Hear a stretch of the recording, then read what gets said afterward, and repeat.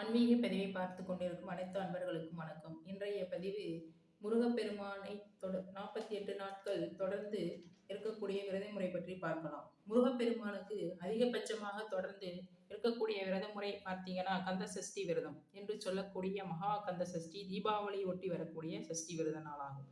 அந்த நாள் நமக்கு 7 நாட்கள் இருக்கக்கூடிய விரதமாகும். அதைத் தொடர்ந்து கார்த்திகை மாதத்தில் இருக்கக்கூடிய சோமவார விரதம். நாம் சில காரியங்களை நினைத்து அதில் ஜெயம் உண்டாகணும், வெற்றி உண்டாகணும் அப்படின்னா, நினைத்தது நடக்கணும் அப்படின்னா தொடர்ந்து 48 நாட்கள் விரதம் இருக்கலாம் என்றால் தாராளமாக இருக்கக்கூடிய விரதம் இந்த சஷ்டி விரதம். இந்த விரதத்தை எப்படி துவங்கணும், எப்படி முடிப்பது நிறைய பேர் நினைக்கிறீங்க. அது செவ்வாய்க்கிழமை, வியாழக்கிழமை அல்லது ஞாயிற்றுக்கிழமை அல்லது வெள்ளிக்கிழமை இந்த நாட்கள்ல முருகப்பெருமானை நோக்கி விரதம் இருக்கலாம். இல்லை இந்த கிழமையில எங்களுக்கு சரியா அமையல அப்படின்னா அவங்க ஏதாவது ஒரு விடுமுறை நாட்கள்ல இருந்து இந்த விரதத்தை ஆரம்பிக்கலாம்.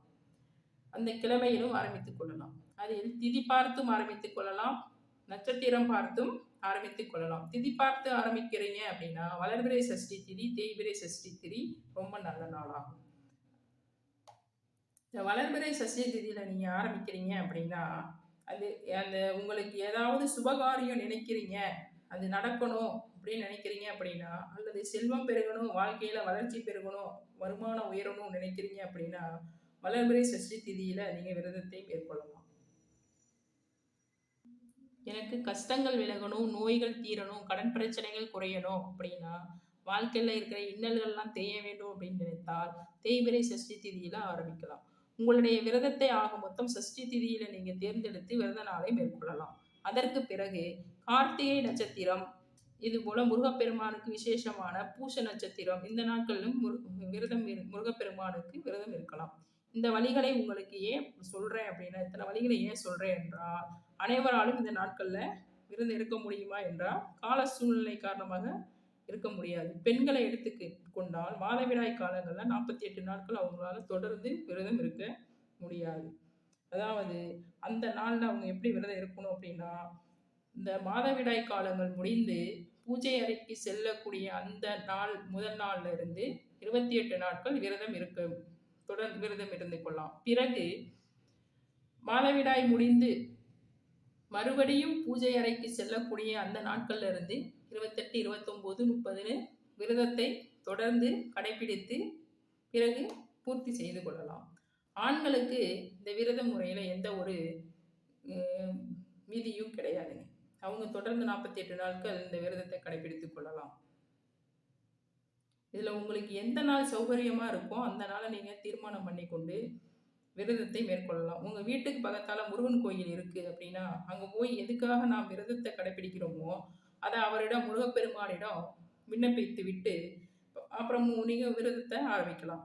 அப்படி எங்க வீட்டு பக்கத்தால முருகன் கோயில் இல்லைங்க, நாங்க வெளியூர்ல இருக்கோம், வெளி மாநிலத்துல இருக்கோம் அப்படின்னா வீட்டிலேயே முருகப்பெருமானுடைய படத்தை வைத்து அதற்கு சிவப்பு நிற மலர்கள், அல்லது எங்ககிட்ட சிவப்பு நிற மலர்கள் இல்லை அப்படின்னா மஞ்சள் நிற மலர்களையோ வெள்ளை நிற மலர்களையோ வாசனை மிகுந்த மலர்களையோ சூட்டி நெய்வேத்தியமாக பாலில் சிறிது சர்க்கரையை போட்டு நெய்வேத்தியமாக வைக்கலாம்.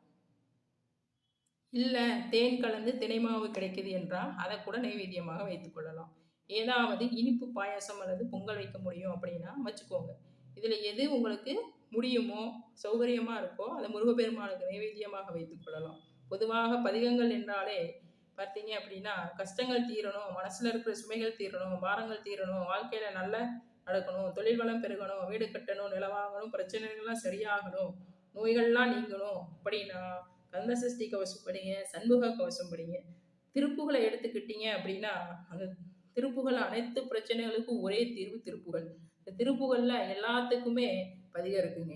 என்ன பிரச்சனை, குழந்தை வேணுமா, சொந்த வீடு வேணுமா, திருமணமாகணுமா அப்படின்னா எல்லாத்துக்குமே இந்த திருப்புகள்ல ஒரு தீர்வு இருக்குங்க. இந்த திருப்புகளை பாராயணம் பண்ணா முருகப்பெருமானுக்குரிய கந்தர் அலங்காரம், கந்தர் அனுபூதி, கந்தர் கலிவெண்பா இப்படி நிறைய இருக்கு. உங்களுக்கு இதுல எது படிக்க தெரியுமோ, எது எளிமையாக படிக்கக்கூடியதா இருக்கோ அதை நீங்க படித்து அதற்கு பிறகு முருகப்பெருமானின் விண்ணப்பம் பண்ணிக்கலாம்.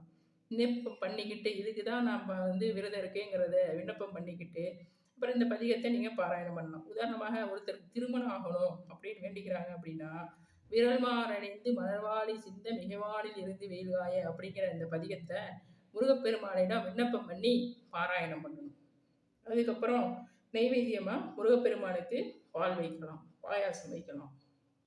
தொடர்ந்து 48 நாள் சாப்பிடாம இருக்க முடியுமா? தொடர்ந்து 48 நாள் சாப்பிடாம இருக்க முடியாது. அதனால தொடர்ந்து ஒரு பொழுது காலை மாலை மதியம் 3 பொழுதுகளில் ஒரு பொழுதை நம்ம உபவாசம் மேற்கொண்டு இந்த விரதத்தை கடைபிடிக்கலாம்.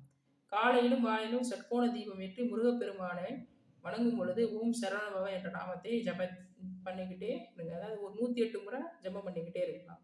நீங்கள் எந்த வேலையை செய்துக்கிட்டே இருக்கிறீங்க அப்படின்னாலும் அந்த வேலையை தொடர்ந்து செய்யலாம். அலுவலகம் போகிறீங்களா போகலாம், இல்லை பஸ்ஸில் போகிறேன் ட்ரெயினில் போகிறீங்கன்னா அங்கேயும் போகலாம். எங்கே போனாலும் நம்ம மனசில் ஓம் சரவணபவ என்கிறத ஜபம் பண்ணிக்கிட்டே இருக்கணும். அந்த நாள் முழுவதும் இறை சிந்தனையோடையே அந்த நாள் முழுவதும் நமக்கு அமைய வேண்டும். இந்த விரதம் மிக மிக முக்கியமான விரதம். இது 48 நாட்கள் அப்படிங்கிறது ஒரு கடுமையான விரதம் தான். ஏன் அப்படின்னா நம்ம தொடர்ந்து இந்த விரதத்தை கடைபிடிக்கிறோம் அப்படின்னா அதில் நமக்கு நிறைய சோதனைகள் வரும். ஒரு வார விரதத்தை இருப்போம், ஒரு 10 நாள் இருப்போம், அதுக்கு மேலே இருக்க முடியாது. இப்படி நம்ம முருகப்பெருமான் நமக்கு சோதனைகள்லாம் கொடுப்பார் இடையில.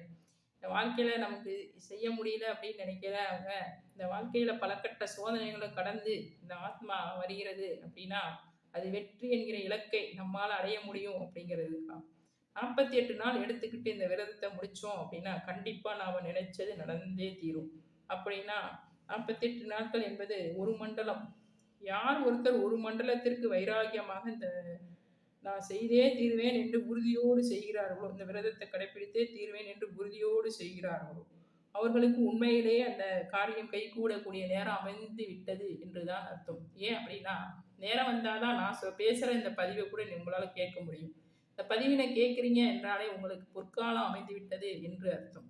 நீங்கள் அதை கடைபிடிக்கிறீங்க அப்படின்னா நீங்கள் நினைத்த காரியத்தை நிறைவேற்ற முருகப்பெருமான் உங்களை அழைக்கிறார் என்று அர்த்தம். விரதத்தை தொடங்கிக்கிட்டே அப்படின்னா விரதம் முடியும் வரை முருகனை சரணாகதி அடைந்து விடணும். முருகா நீதான் காப்பாற்றணும், கலியுகத்தின் கண்ணென்ன தெய்வமே, முருகன் திருவடியை கெட்டியாக இறுகையாக பற்றி கொண்டு கொள்ளணும்.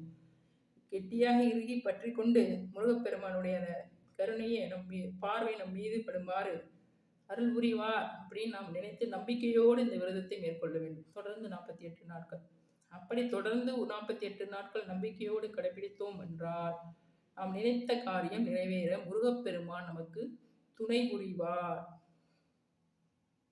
இந்த பதிவு உங்களுக்கு பிடித்திருக்கும் வகையில் உற்றார் உறவினர்கள் நண்பர்கள் அனைவருக்கும் பகிர்ந்து கொண்டு ஆன்மீக பதிவு சேனலை சப்ஸ்கிரைப் பண்ணல அப்படின்னா சப்ஸ்கிரைப் பண்ணிக்கிங்க. உங்களுக்கு நன்றியும் வணக்கத்தையும் தெரிவித்துக் கொள்கிறேன்.